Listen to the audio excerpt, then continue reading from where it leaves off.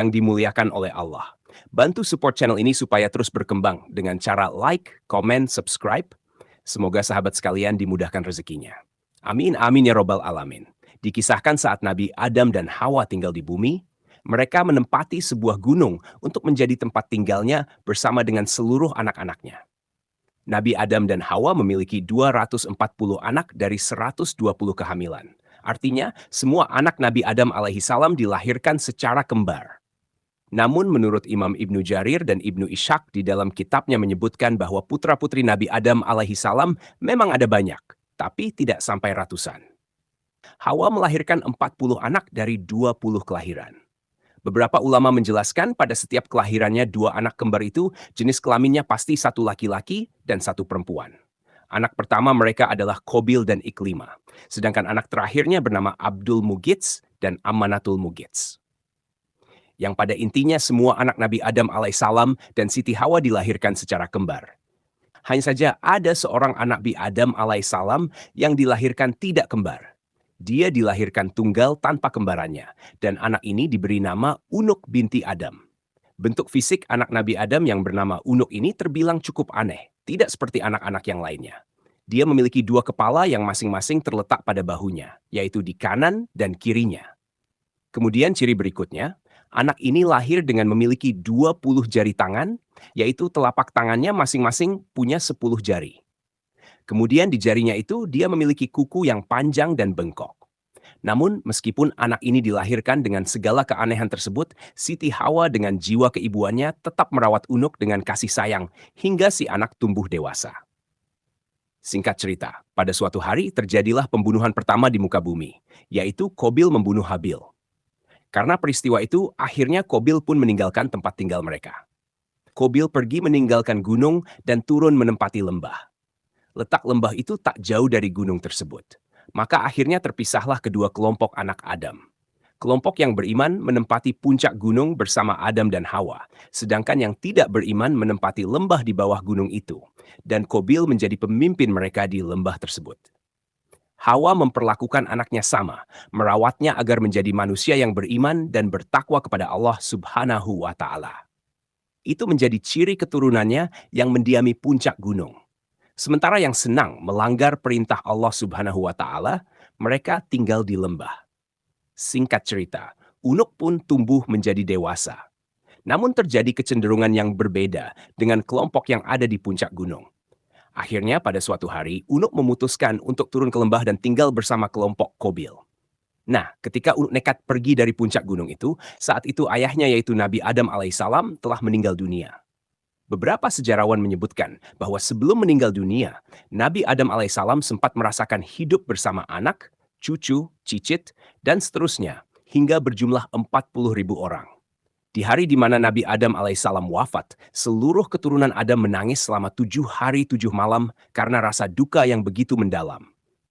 Melihat bahwa Nabi Adam telah wafat, maka setan pun mulai berani dan menunjukkan taringnya.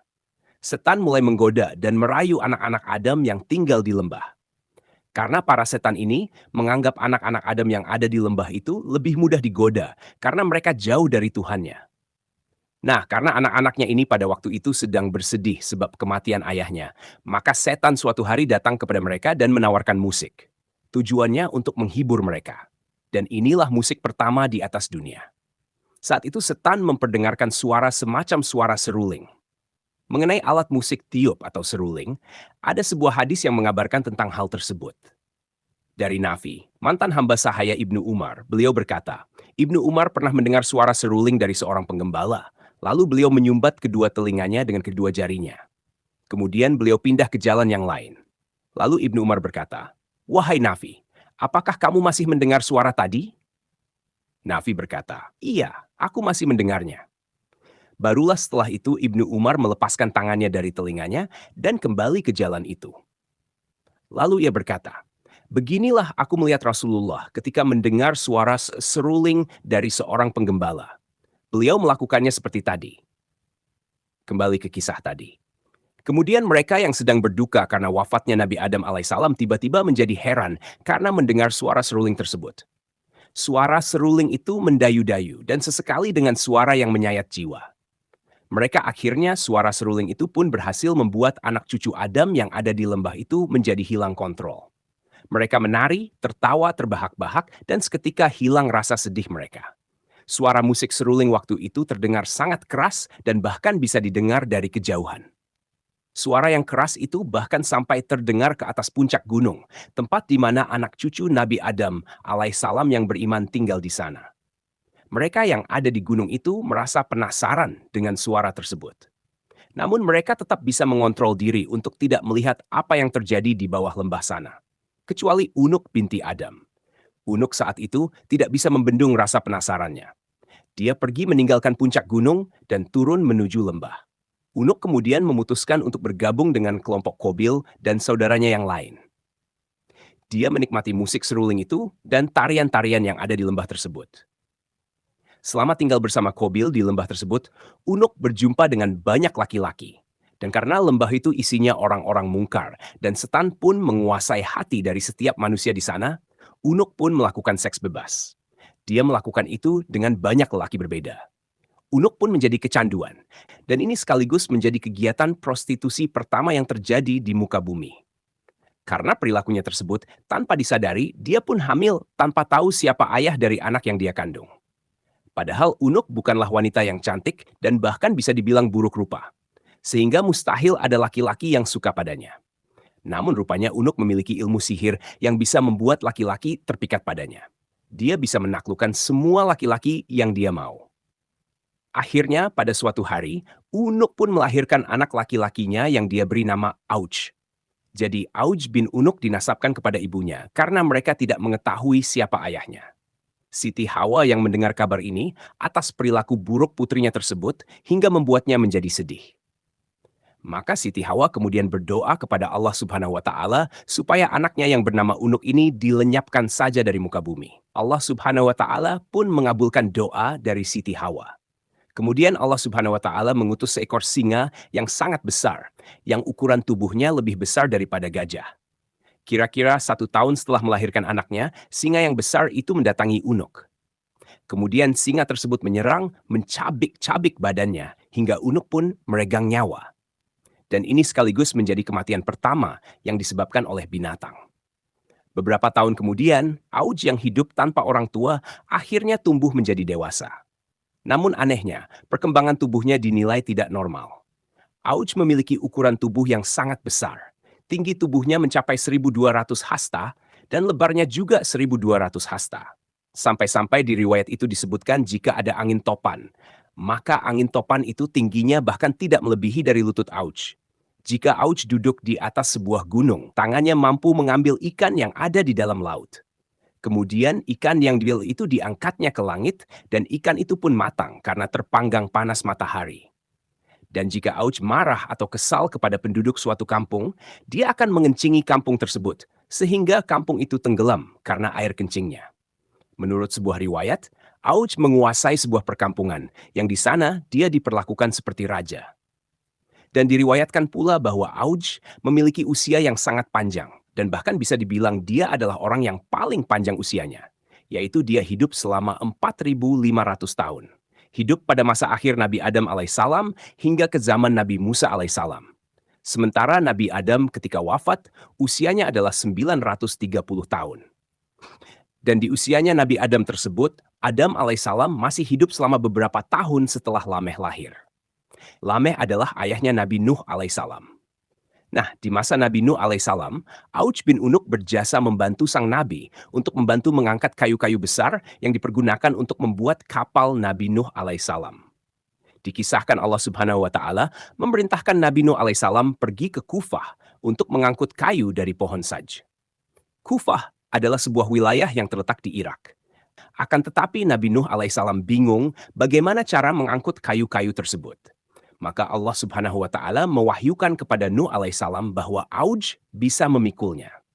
Maka setelah Allah Subhanahu wa Ta'ala menyampaikan wahyu kepada Nuh alaihissalam bahwa yang mampu memikul kayu itu adalah Auj yang rencananya akan diangkut dariku, Kufah menuju tanah Hirah, yaitu sebuah perkampungan yang dekat dengan Baghdad. Lalu kemudian Nabi Nuh alaihissalam pergi menemui Aud dan memintanya untuk memindahkan kayu untuknya. Aud berkata, aku tidak mau memikul kayu-kayu itu kecuali engkau bisa mengenyangkan perutku dengan roti-roti. Kebetulan pada waktu itu Nabi Nuh alaihissalam membawa 3 roti dari kacang. Nabi Nuh alaihissalam kemudian memberikan selembar roti itu kepada Aud dan berkata, wahai Aud, ini roti makanlah untukmu. Aud pun lalu tertawa dan berkata, roti sebesar gunung saja tidak akan membuatku kenyang, apalagi roti yang hanya selembar kecil ini. Mendengar ucapan Aud, kemudian Nabi Nuh alaihissalam mengambil roti tersebut dan memotongnya di 2 bagian. Pertama diserahkan kepada Aud, lalu Nabi Nuh alaihissalam berkata, bacalah Bismillahirrahmanirrahim. Kemudian engkau masukkan roti ini ke dalam mulut, pun memakan roti itu dan kemudian dia diberikan potongan roti ya. Yang kedua baru masuk setengah ke mulutnya. Aud telah merasa kenyang dan bahkan tidak sanggup memakan apapun setelah permintaannya tersebut. Dituruti Aud kemudian membawa semua kayu-kayu tersebut dari Kufah menuju Hirah dalam 1 kali pemberangkatan. Lalu Nabi Nuh alaihissalam dan para pengikutnya mengolah kayu-kayu tersebut hingga menjadi kapal yang besar. Beberapa waktu kemudian, ketika kapal Nabi Nuh alaihissalam telah selesai dibangun, maka datanglah badai dan sepertinya akan terjadi banjir yang besar. Aud kemudian memohon kepada Nabi Nuh alaihissalam untuk ikut masuk ke dalam kapal itu, akan tetapi Nabi Nuh alaihissalam menolak inginannya tersebut. Badai disertai air pun mulai menenggelamkan wilayah tersebut, termasuk puncak-puncak gunung tertinggi di wilayah itu. Saat banjir melanda, rupanya tinggi air itu bahkan tidak mencapai lutut. Aud pun selamat dari musibah itu dan dia hidup hingga masa Nabi Musa alaihissalam. Bedanya tidak seperti Nabi Nuh alaihissalam, Aud tidak menyukai Musa alaihissalam. Aud membenci Musa dan ingin membunuhnya. Suatu hari dia datang untuk melihat tentara Musa untuk ketahui seberapa banyak jumlah mereka, dan dia mendapatkan bahwa mereka hanyalah kumpulan orang-orang dalam 1 farsah. Lalu dia pergi ke sebuah gunung dan kemudian mencabut gunung itu dari bumi. Gunung itu dibawanya dan diangkat di atas kepalanya. Kemudian melemparkan gunung itu ke tentara Nabi Musa alaihissalam. Namun Allah subhanahu wa ta'ala mengutus burung Hud yang paruhnya diciptakan dari besi. Kemudian kawanan burung itu hinggap di atas gunung yang diangkat. Aud dan mulailah mematukinya hingga berlubang. Lalu burung-burung itu turun ke pundak Aud dan masuk ke dalam mantelnya hingga Aud tidak bisa bergerak. Ketika melihat Aud lengah, Nabi Musa alaihissalam lalu menghampirinya dan memukulkan tongkatnya yang panjangnya 10 siku sambil melompat ke udara setinggi 10 siku tingginya. Nabi Musa alaihissalam adalah 10 siku, jadi pukulannya ke betis. Aud pun tidak akan sampai dipukullah tepat mengenai mata kakinya. Aud kemudian jatuh dan tersungkur dan langsung meninggal dunia. Diriwayatkan bahwa di negeri Tatar ada sungai yang bernama Athai. Di sana terdapat jembatan lengku yang besar, yang konon jembatan tersebut berasal dari tulang Aud bin Nunuk yang menjadi salah satu dari keajaiban dunia. Syekh Hamid Ahmad At-Tahrir Al-Bashuni dalam bukunya yang berjudul Syahih Qisosul Quran menyebutkan bahwa kisah ini termasuk dusta Aud bin Nunuk, sebagaimana disebutkan dalam riwayat adalah orang kafir yang suka membangkang, sombong dan jahat.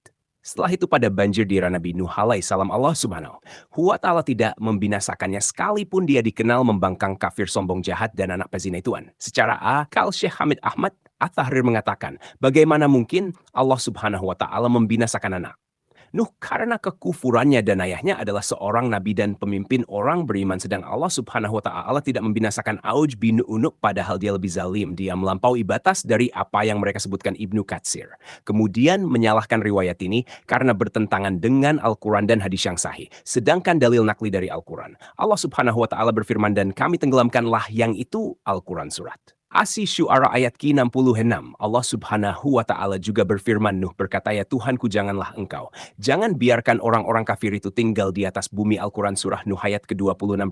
Riwayat ini juga bertentangan dengan hadis-hadis yang sahih dari Nabi bahwa beliau pernah bersabda, sesungguhnya Allah menciptakan Adam panjangnya 60 hasta, kemudian ukuran itu terus berkurang hingga sekarang.